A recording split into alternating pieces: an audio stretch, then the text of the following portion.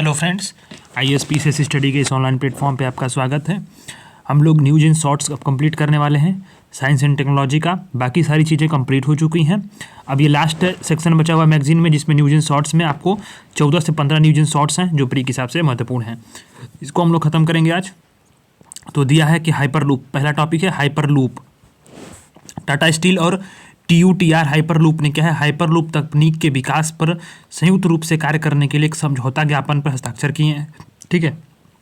TUTR hyperloop क्या है, IIT Madras में संचालित क्या है, एक डीप टेक स्टार्टअप है। डीप टेक स्टार्टअप है IIT मद्रास में। ठीक। हाइपरलूप क्या होती है, यात्रियों और एवं कार्गो के लिए प्रस्तावित एक अल्ट्रा हाई स्पीड युक्त जमीनी परिवहन प्रणाली है। इसकी गति 700 मील प्रति घंटे से अधिक होती है। एलन मस्क हाइपरलूप की अवधारणा को एलन मस्क उसकी कंपनी स्पेस एक्स और अन्य कंपनियों द्वारा प्रचारित किया गया है। इसके 3 घटक होते हैं, एक ट्यूब होता है, पॉड होता है और टर्मिनल होता है। ट्यूब क्या होता है, एक बड़ी पॉड के आने जाने वाले मार्ग को छोड़कर पूरी तरह से बंद और कम लागत वाली प्रणाली या वैक्यूम ट्यूब होती है। ठीक है, जो ट्यूब बनी रहेगी। एक पॉड क्या है, कोच है, जिस पर क्या है कि वायुमंडलीय दबाव प्रेशर के एटमॉस्फेरिक प्रेशर के बराबर जो है प्रेशर को बनाए रखते हैं। इसमें क्या है, चुंबकीय प्रणोदन का उपयोग करते हैं। ट्यूब के भीतर वायु प्रतिरोध या घर्षण को काफ़ी हद तक कम करता है या उसको समाप्त कर देता है। ठीक है। टर्मिनल क्या है, पॉड के आगमन और प्रस्थान को प्रबंधित करता है। तो यह लाभ क्या होगा कि जो सारे बड़े शहरों के बीच में जो हवाई यात्रा की तुलना में क्या है, सस्ता विकल्प होगा। यात्रा के समय और प्रदूषण दोनों में जो है इस पर कमी आएगी। ये बात आपको आती है। काकरापार परमाणु संयंत्र, पहली बात को है कहाँ, यही सबसे बड़ा इंपॉर्टेंट न्यूज़ है प्री के लिए। और ये क्या होता है, प्री में पॉइंट पूछता है कि ये परमाणु संयंत्र मैच करने को देता है। कभी कभी UPPCS में पूछता है ये सवाल, तो इसे फैक्ट, इतना सूक्ष्म फैक्ट पूछेगा कि फिर आप वही गलती कर आते हैं। तो काकरापार कहाँ पे, गुजरात में है। इसका परिचालन शुरू हुआ है। सबसे बड़े स्वदेशी 700 मेगावाट क्षमता वाले परमाणु संयंत्र, ऊर्जा संयंत्र है ये क्या है, KKPP क्या है, काकरापार न्यूक्लियर पावर प्लांट क्या है, प्रेशर युक्त भारी जल रिएक्टर का स्वदेशी रूप से विकसित सबसे बड़ा संस्करण भी है। ठीक है। इस संयंत्र ने अपनी प्रथम क्रिटेलिटी क्या है हासिल कर ली थी 2020 में। एक संयंत्र क्या होता है जो भी जब क्रिटेलिटी का तब प्राप्त करता है जब विखंडन घटना जो होती है, जब न्यूक्लियर फ्यूजन जो है, इतनी जो घटना उतनी पर्याप्त संख्या में न्यूट्रॉन रिलीज करता है कि जो भी चालू श्रृंखला अभिक्रियाओं को क्या है जारी रखा जाएगा। मतलब जो भी रिएक्शंस चालू हैं उतनी मात्रा में अगर कोई भी संयंत्र अपनी जो मतलब न्यूक्लियर फ्यूजन को जो रिलीज करता है उसमें न्यूट्रॉन्स रिलीज कर देता है कि उन सारी जो रिएक्शंस उसको चालू रखा जा सके, तो उसी को बोलते हैं क्रिटेलिटी। ठीक है। तो 2020 में क्रिटेलिटी को हासिल कर लिया था काकरापार ने। ठीक है। तो PHWR क्या है, दाब युक्त, मतलब कि दाब युक्त जल रिएक्टर। ठीक है। तो इसमें क्या है, प्राकृतिक यूरेनियम को है ईंधन के रूप में और भारी जल को मंदक के रूप में प्रयोग करते हैं। ये सवाल UPPCS में पूछा गया था प्री में। भारी जल को जो है इसमें मंदक के रूप में प्रयोग करते हैं और यूरेनियम को जो है ईंधन के रूप में प्रयोग करते हैं। ठीक है। तो भारत का क्या है, 3 चरणों वाला परमाणु कार्यक्रम है। चरण 1 क्या है कि जब जो होमी भाभा थे, हमारे देश के जो महान वैज्ञानिक थे, उन्होंने क्या देखा कि देश में यूरेनियम के संसाधन सीमित हैं, तो उन्होंने 3 चरणों वाले परमाणु कार्यक्रम की ऊर्जा की परिकल्पना की थी। पहला चरण क्या था कि इसमें भारी जल जो है रिएक्टर प्राकृतिक यूरेनियम ईंधन का उपयोग करते हैं और प्लूटोनियम का उत्पादन करते हैं। फिर दूसरे चरण में क्या था कि इसमें ईंधन के रूप में प्लूटोनियम और प्राकृतिक यूरेनियम के मिश्रण का उपयोग करते हैं। थोरियम को क्या है, यूरेनियम 233 में परिवर्तित करने के 233 में परिवर्तित करने के लिए ईंधन चक्र में शामिल किया जाता है। और तीसरे चरण में क्या है, इसमें रिएक्टर में ईंधन में थोरियम और यूरेनियम के मिश्रण का उपयोग करते हैं। थोरियम जो है यूरेनियम 233 में परिवर्तित हो जाता है और रिएक्टर को शक्ति प्रदान करता है। ठीक है। ये चीज़ें यहाँ पर आती हैं। अब आता है काकरापार पावर प्लांट में क्या है कि इसमें 3 उल्लिखित जो है उन्नत सुविधाएं शामिल की गई हैं। पहली क्या है, पतली दीवार वाली प्रेशर क्यूब है। Passive decay heat removal system है। जापान की मतलब जो फुकुशिमा घटना हुई थी, जो यहाँ पे सुनामी आया था उसके बाद से उसको मतलब बचने के लिए इस प्रकार की तकनीक को अपनाया गया। Passive decay heat removal system था ये। फिर तीसरा क्या है, स्टील लाइन कंटेनमेंट है। इसमें क्या है कि जो कूलेंट हानि से होने वाली जो भी दुर्घटना होती है उसके विस्फोट के दबाव को कम करने के लिए लगाया गया है। ठीक है। तो अब क्या है कि भारत अपने 3 चरणों वाले परमाणु कार्यक्रम के दूसरे चरण में है, जो 3 चरण था।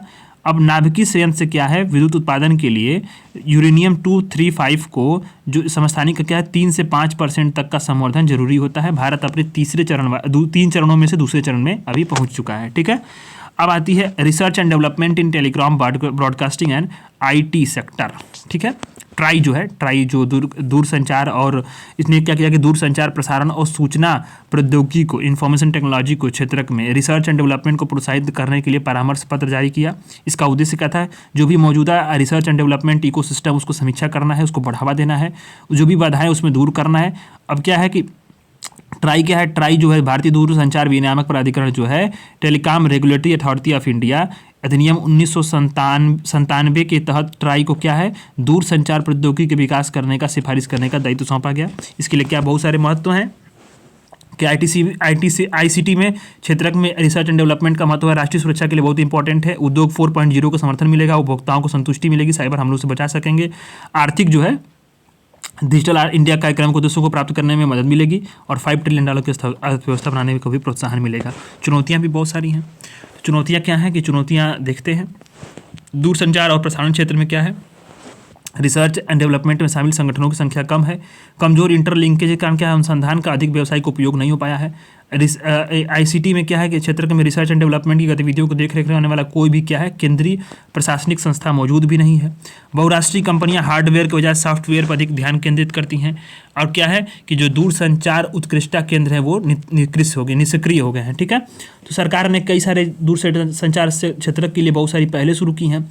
C.DOT को अपनाया गया है, centre for development of telematics, इसने स्वदेशी 4G और 5G कोर टेक्नोलॉजी विकसित की है। राष्ट्रीय डिजिटल संचार नीति 2018 की घोषणा की गई। दूरसंचार क्षेत्र के लिए PLI स्कीम्स लगाया गया और IIT मद्रास में एक स्वायत्त अनुसंधान सोसाइटी वायरलेस टेक्नोलॉजी में उत्कृष्टता केंद्र की स्थापना की गई। बहुत सारी चीज़ें और भी की जा रही हैं, तो इतने 4-5 पॉइंट बहुत इंपॉर्टेंट है। अभी क्या है कि रिसर्च एंड डेवलपमेंट में भारत की स्थिति क्या है? बहुत ख़राब है। GDP की तुलना में मात्र 0.7% है, मतलब बहुत कम। अब क्या है कि जो विश्व की सबसे 10 बड़ी अर्थव्यवस्थाएं उसमें रिसर्च एंड डेवलपमेंट पे 1.5 से 3% तक का व्यय होता है। भारत में तो 0.7 है। अब क्या है? सार्वजनिक क्षेत्र का जो निवेश है वो 63% है। अब ये भी एक बहुत बड़ा सार्वजनिक क्षेत्र के निवेश में मतलब एक बड़ी चिंता की बात है। ये भी एक इसलिए निवेश है क्योंकि अब मान के चलिए कि निजी सेक्टर नहीं आएंगे जब तक, तब तक प्रोत्साहन नहीं बढ़ेगा। और USA में चाइना देख लीजिए 24%, 23%, जापान 21%, जो कि तीनों जो है मोस्ट एकदम डेवलप्ड कंट्री में है। वैश्विक नवाचार सूचकांक में भारत का जो है स्थान 40वां है। ठीक है, इंपॉर्टेंट है। FDI अभी स्वचालित ऑटोमेटिक रूट से रिसर्च एंड डेवलपमेंट में जो FDI की सीमा क्या है? 100% है।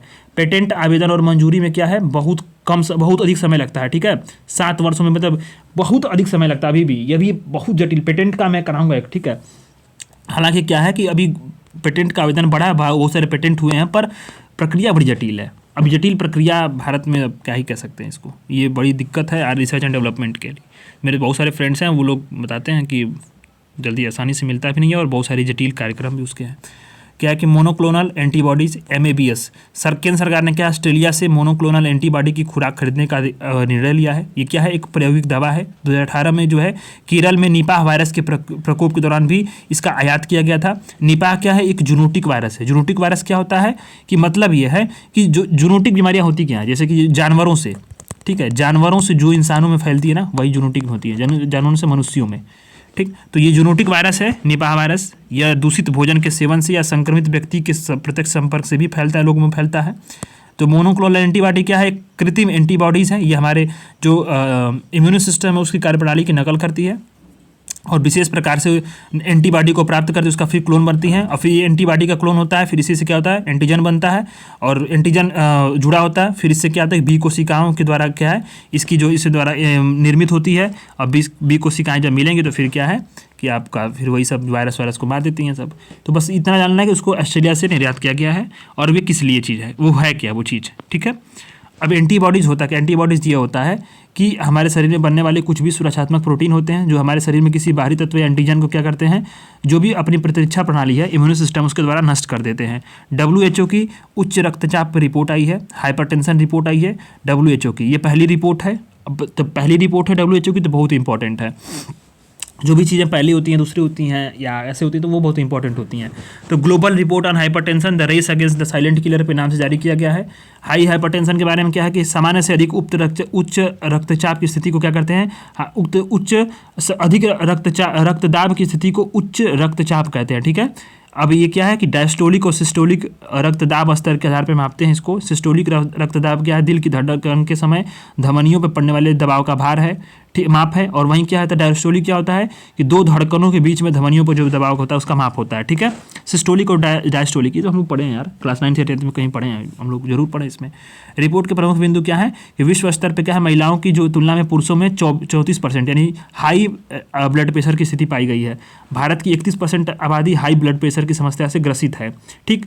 अब क्या है कि 37% ही इसकी जांच करवा पाते हैं, केवल 30% को ही जो है उपचार मिल पाता है, किसको, भारतीयों को।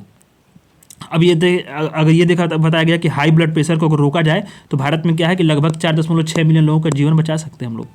तो हाई सिस्टोलिक रक्तदाब के कारण हृदय रोग से बहुत सारी मौतें हुई हैं, जिसमें पुरुषों की तुलना में महिलाओं में अधिक होती हैं, ठीक है। तो इसको देखते हैं कि कई सारे कारण हैं जो हाई ब्लड प्रेशर के लिए उत्तरदायी होते हैं। कौन सा अधिक नमक का सेवन होता है, तंबाकू का सेवन, मोटापा, शराब, शारीरिक व्यायाम नहीं करना, सब तमाम चीज़ें हैं, ठीक है। भारत सरकार ने बहुत सारे कदम उठाए हैं। भारत उच्च रक्तचाप नियंत्रण पहल है केंद्रीय स्वास्थ्य परिवार कल्याण मंत्रालय की, ठीक। अब इसका उपयोग कर सकते, लेकिन कुछ प्रभावी नहीं है। जब तक लोग अपने व्यक्तिगत स्तर पर नहीं जाएंगे तब तक चीज़ें उतनी अच्छे से नहीं कंट्रोल हो पाएंगी। ये सब चीज़ें व्यक्तिगत है, सरकार इसमें बहुत कुछ नहीं कर पाएगी। गुजरात डिक्लेरेशन बहुत इंपॉर्टेंट है। गुजरात डिक्लेरेशन क्या है, WHO ने अपने पहले पारंपरिक चिकित्सा वैश्विक शिखर सम्मेलन का आउटकम दस्तावेज गुजरात डिक्लेरेशन के रूप में जारी किया है। किसने, WHO ने। इंपॉर्टेंट है ये, एकदम स्टार मार्क कर लीजिए, सवाल बनेगा। इसमें क्या है, देशज ज्ञान, जैव विविधता, पारंपरिक, पूरक और एकीकृत चिकित्सा के प्रति वैश्विक प्रतिबद्धताओं की पुष्टि की गई है। यह दस्तावेज क्या है, पारंपरिक चिकित्सा की क्षमता का दोहन करने और राष्ट्रीय स्वास्थ्य प्रणालियों में पारंपरिक चिकित्सा एकीकरण पर ध्यान केंद्रित करने के लिए एक कैटलिस्ट के रूप में कार्य करेगा, ठीक है। स्क्रब टाइफस रोग, ये क्या है, स्क्रब टाइफस डिसीज क्या है, यह रोग जो है ओरिएंटिनिया तुत्सुगामी गुमशी नामक बैक्टीरिया कारण होता है, ऐसा नाम ही है। तो शुशुगामुशी इसको बोलेंगे, ये गलत लिखा है हिंदी में, उस तरह नहीं पढ़ेंगे, तो टी साइलेंट होगा यहाँ पे। शुशुगामुशी है ये क्या है, ओरेंटिया शुशुगामुशी, यह क्या है, बैक्टीरिया है। ये जो है वाहक वेक्टर कौन, इसमें संक्रमित जो चीगस होते हैं लावा माइलेट्स को काटने के दौरान इसको फैलता है। इससे बचाव के लिए कोई टीका उपलब्ध नहीं है। इसके लक्षण क्या है, बुखार है, सिर दर्द है, सिर में दर्द है, शरीर में दर्द है और कभी कभी दाने निकलना, ये सब चीज़ें हैं। बैक्टीरिया के कारण फैलता है स्क्रब टाइफस रोग, ध्यान देना। यूपीपीसीएस का बहुत फेवरेट चीज़ें हैं, रोग और बीमारियाँ, तो जो न्यूज में रहेगी तो वो तो जाहिर सी बात है वो इंपॉर्टेंट है। तो प्रभावित क्षेत्र कौन कौन से, प्रभावित क्षेत्र में दक्षिण पूर्व एशिया है, साउथ ईस्ट एशिया, इंडोनेशिया, चीन है, जापान है और भारत भी है। भारत भी, ऑस्ट्रेलिया छोड़ दीजिए, तो भारत भी है इसमें, ठीक है। अब क्या है, तस्मीनियाई बाघ के आरएनए का अध्ययन किया गया। शोधकर्ताओं ने पहली बार किसी विलुप्त प्रजाति के आरएनए राइबो न्यूक्लिक एसिड का जो सीक्वेंस उसको किया है, उसका अध्ययन किया है, ठीक। तस्मीनियाई बाघ को क्या बोलते हैं, थाइलासीन भी बोलते हैं। यह कुत्ते के आकार का क्या है, धारीदार त्वचा वाला मांसाहारी मर्सुपियल था। यह ऑस्ट्रेलिया और आसपास के द्वीपों में पाया जाता था, ये विलुप्त हो गया, ठीक है। तो जो डीएनए की तरह क्या है, आरएनए भी जो है वो आनुवांशिक सूचनाओं को जो है वो संग्रहित करता है। तो ये आरएनए है वो डीएनए से प्राप्त जो भी आनुवांशिक सूचनाएं होती है उसके वाहक की भूमिका निभाते हैं। तो ऐसे में उसका अध्ययन किया गया, तो बहुत सारी चीज़ें निकल कर आएंगी ही। अब आता है डॉली भेड़। ये क्या है कि डॉली भेड़ क्या है कि इसको बनाने वाली टीम का नेतृत्व करने वाले जो इयन विलमुट है, इनका हाल ही में निधन हो गया। डॉली क्लोन भीड़ क्या है, यह पहला क्लोन बनाया गया, वयस्क कोशिका से क्लोन किया जाने वाला पहला मैमल है, ठीक है, पूरी दुनिया में, मतलब विश्व स्तर पे। डॉली जो है वो वयस्क कोशिका से बनाया जाने वाला पहला मैमल्स था, ठीक है। उसको सोमेटिक सेल न्यूक्लियर ट्रांसफर नामक क्लोनिंग विधि का उपयोग करके जन्म दिया गया था। इसमें क्या था कि अंडाणु कोशिका को केंद्रक से हटा देते हैं, फिर उसकी जगह डोनर जो वयस्क कोशिका उसके केंद्रक का मतलब उसके न्यूक्लियस का उपयोग करते हैं। उन्हीं का जो नेतृत्व करने वाले जो थे वो सर इयन विलमुट का निधन हो गया, तो ये न्यूज में रहा। अब आप ये बहुत फेमस चीज़ है यूनिवर्सल एक्सपेंशन डिस्प्यूट, बहुत सारा विवाद है। हम लोग एनसीईआरटी में जब पढ़ते हैं तो देखेंगे ब्रह्मांड को लेकर कई सारी थियरियाँ हैं और वो समय के साथ क्या होंगी, इवॉल्व हुई। समय के साथ लोगों ने कई सारी अपनी परिकल्पनाएं और अनेक चीज़ें जो है उसको प्रस्तुत किया, तो वो विवाद आज भी चला जा रहा है। तो हाल ही में क्या हुआ कि शोधकर्ताओं ने इस विवाद से निपटने के लिए एक नया तरीका को प्रस्तावित किया। ब्रह्मांड की उत्पत्ति लगभग क्या है कि 13.7 बिलियन वर्ष पहले हुई थी। अब इसको खगोलविदों ने क्या है ब्रह्मांड की उत्पत्ति के लिए बिग बैंग की घटना को जिम्मेदार माना था, लेकिन समय के साथ क्या है कि अभी सिद्धांत के अनुसार क्या था कि पहले एक ब्रह्मांड केवल एक बिंदु के रूप में था, समय के साथ उसका विस्तार हुआ, ठीक, और वो अभी भी हो ही रहा है, और इसका विस्तार इतना बड़ा हो गया कि वर्तमान में बहुत बड़ा हो चुका है, ठीक है। पहली गणितीय जो व्याख्या की थी 1929 में एडविन हब्बल ने प्रस्तुत की थी विस्तार की। अभी क्या है, हालांकि ब्रह्मांड के विस्तार की जो परिशुद्ध दर है, जिसे हब्बल स्थिरांक कहते हैं, इसका पता लगाना अभी भी एक चुनौती है। तो इसकी गणना कैसे की जाती है, इसके दौरान क्या है कि ऐसा सुपरनोवा के दौरान क्या है, उत्पन्न चमक का पर्यवेक्षण करते हुए तुलना करके किया जा सकता है, ठीक है। सुपरनोवा क्या होता है, अंतरिक्ष में किसी भी तारे में होने वाला सबसे बड़ा विस्फोट होता है, ठीक है। दूसरा है कॉस्मिक माइक्रोवेव बैकग्राउंड, अर्थात बिग बैंग परिघटना से सेच बस से जो भी रेडिएशन उसमें बदलाव का विश्लेषण करके पता लगा सकते हैं, गुरुत्वाकर्षण तरंगों का उपयोग करके हम पता लगा सकते हैं। हालांकि क्या है कि हब्बल कांस्टेंट में क्या है कि इसके मापन में एक विसंगति है, क्योंकि इसमें विसंगति इसलिए है क्योंकि हब्बल कांस्टेंट का अनुमान लगाने जो भी 3 पद्धतियां हैं ब्रह्मांड के अलग अलग चरणों में अलग प्राप्त जानकारी पर आधारित होती हैं, ठीक। कोई एक घटना पूरी पुख्ता जानकारी नहीं दे सकता, ठीक है। सीएमबी क्या है, अत्यधिक नवीन ब्रह्मांड पर आधारित, अर्थात जबकि 2 क्या है, बहुत पुराने जो चीज़ें हैं उस पर आधारित हैं। तो सीएमबी क्या है, कॉस्मिक माइक्रोवेव बैकग्राउंड, ये बहुत नवीन घटना है, नवीन चीज़ें हैं, और बाकी चीज़ें वो पुरानी हैं। तो वर्तमान में क्या है कि वर्तमान में शोधकर्ताओं ने जिसमें कि मतलब भारत से भी शामिल हैं, शोधकर्ताओं ने क्या है, हब्बल कांस्टेंट को निर्धारित करने के लिए गुरुत्वाकर्षण लेंसिंग, ठीक है, और उसके समय विलंबों से संबंधित गणनाओं का अध्ययन करने का प्रस्ताव प्रस्तुत किया। भारत भी इसमें शामिल था, ठीक है। गुरुत्वाकर्षण लेंसिंग क्या होती है, ये बहुत इंपॉर्टेंट है, इसको देख लीजिएगा थोड़ा। चीज़ें क्या है कि कई बार कॉन्सेप्ट यूपीएससी प्री में डाल देता है, स्टेटमेंट बना करके, थोड़ा सा देख लेते हैं। गुरुत्वाकर्षण लेंसिंग ऐसी परिघटना है जिसके अंतर्गत क्या है कि अधिक दूर से चमकने वाले प्रकाश को उसके स्रोत और प्रेक्षक, ये स्रोत है और उसी प्रेक्षक जो देख रहा है उसके बीच का क्या है, आने वाले किसी भी पिंड को क्या है गुरुत्वाकर्षण द्वारा मोड़ दिया जाता है, जैसे कि आकाशगंगा कौसर को, और अपनी ओर खींचा जाता है। इस वजह से क्या सुदूर आकाशगंगाएं जो होती हैं अधिक उज्ज्वल प्रतीत होती हैं, ठीक है। यही एक गुरुत्वाकर्षण लेंसिंग होती है, ठीक है।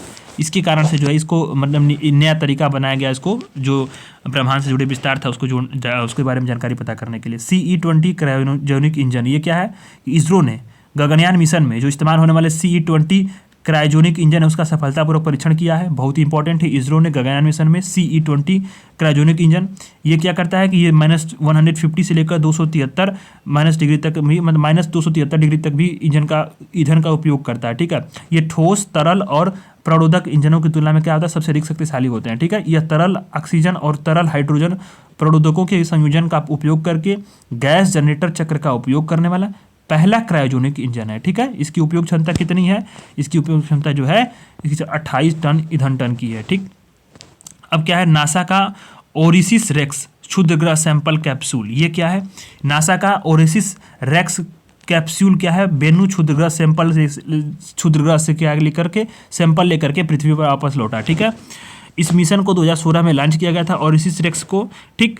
अब ये क्या है, बेन्नू का पर्यवेक्षण करने वाला, पृथ्वी के निकट जो क्षुद्रग्रह है बेन्नू, उसका पर्यवेक्षण करने वाला नासा का प्रथम मिशन है, ठीक।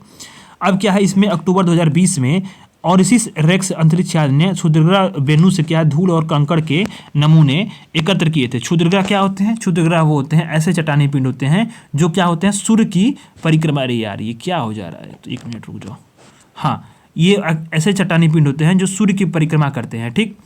इन्हें लघु ग्रह भी कहते हैं क्योंकि ये ग्रहों की तुलना में बहुत छोटे होते हैं। तो बेन्नू क्या है, बी प्रकार का एक क्षुद्र ग्रह है, यह महत्वपूर्ण मात्रा में कार्बन और कई खनिज को धारण करता है, ठीक। तो ये चीज़ है। अभी आप आते हैं कि क्षुद्र ग्रह से प्राप्त सैंपल, उसका महत्व क्या होगा। तो पृथ्वी के निर्माण के साथ क्या है, कार्बनिक पदार्थों और जल की उत्पत्ति को बेहतर ढंग से समझने में मदद मिलेगी, खतरनाक क्षुद्र ग्रहों के बारे में जानकारी देगा, संपूर्ण मानव जीवन का कल्याण होगा। तो अन्य मिशन कौन कौन से लॉन्च किए गए हैं जो क्षुद्र ग्रह और धूमकेतु के सैंपल लाने के लिए जो भेजे गए थे, उसमें क्या था, स्टार डस्ट अंतरिक्ष यान USA का, ठीक है। अभी क्या है, हायाबुसा जापान, ये क्या है, रेयूगु से सैंपल को एकत्र करके पृथ्वी पर वापस लाया था, ठीक है। अब दूसरा आता है स्लिम एंड एक्सट्रीम। अब जापान एरोस्पेस जाक्सा ने, ये JAX से जापान की एरोस्पेस एप्लीकेशनेबल एजेंसी है, ये क्या है, इसने J2A रॉकेट में स्लिम मून लैंडर और एक्सरिजम स्पेस टेलीस्कोप का लॉन्च किया। क्या क्या नाम रखते हैं यार ये लोग, 1 मिनट। जाक्सा ने क्या किया कि H2A रॉकेट, क्या क्या मैं बोल रहा हूँ आज दिमाग काम नहीं कर रहा है, स्लिम मून लैंडर और एक्सरिज स्पेस टेलीस्कोप को लॉन्च किया, ठीक है। स्लिम जो है 2024 की शुरुआत में चंद्रमा के क्या है सियोली जो क्रेटर है उस पर जापान की पहली सॉफ्ट लैंडिंग का प्रयास करेगा। सॉफ्ट लैंडिंग का पहला प्रयास करेगा। इसका उद्देश्य क्या है? पिन पॉइंट लैंडिंग तकनीक का प्रदर्शन करना। अब यह तकनीक क्या करेगी? पिन पॉइंट लैंडिंग मतलब कहीं भी चंद्रमा पर क्या है लैंडिंग को सफल बना देगी। भारत का भी जो चंद्रयान कहाँ गया वो दक्षिणी ध्रुव पे गया था। ठीक है, तो एक्सरीज क्या है? ये जाक्सा का नासा और यूरोपीय एजेंसी का क्या है संयुक्त मिशन है। यह क्या करेगा? पृथ्वी की कक्षा से उच्च ऊर्जा युक्त एक्सरे प्रकाश में ब्रह्मांड का अध्ययन करेगा। ठीक है, उच्च ऊर्जा युक्त एक्सरे प्रकाश में ब्रह्मांड का अध्ययन करेगा। ये एक बड़ी बढ़िया अध्ययन होगी। अगर जब कुछ रिजल्ट्स आएंगे तो मालूम चलेगा। Mars oxygen in situ resource, इसमें क्या है? इसमें देख लेते हैं। नासा के परसिवरेंस मार्स रोवर के साथ भेजे गए मॉक्सी उपकरण ने मंगल ग्रह पर अपना मिशन क्या किया गया? सफलतापूर्वक पूरा कर लिया है। मॉक्सी ऑक्सीजन उत्पन्न करने वाला एक क्या है? एक उपकरण है। ठीक है, मॉक्सी एक विद्युत रासायनिक प्रक्रिया के माध्यम से जो क्या करता है? आणविक ऑक्सीजन का उत्पादन करता है। इसके तहत मंगल के पतले वायुमंडल में इसमें पंप किए गए कार्बन डाइऑक्साइड के प्रत्येक अणु से एक ऑक्सीजन परमाणु को अलग करते हैं। यह मंगल ग्रह पर अंतरिक्ष यात्रियों के लिए ईंधन और श्वसन हेतु ऑक्सीजन का उत्पादन करने के लिए व्यवहार तकनीक साबित हुई है। MIT के लोगों ने इसको बनाया, MIT के शोधकर्ताओं ने बनाया इसको। ठीक है, अब एक आता है जूनो मिशन।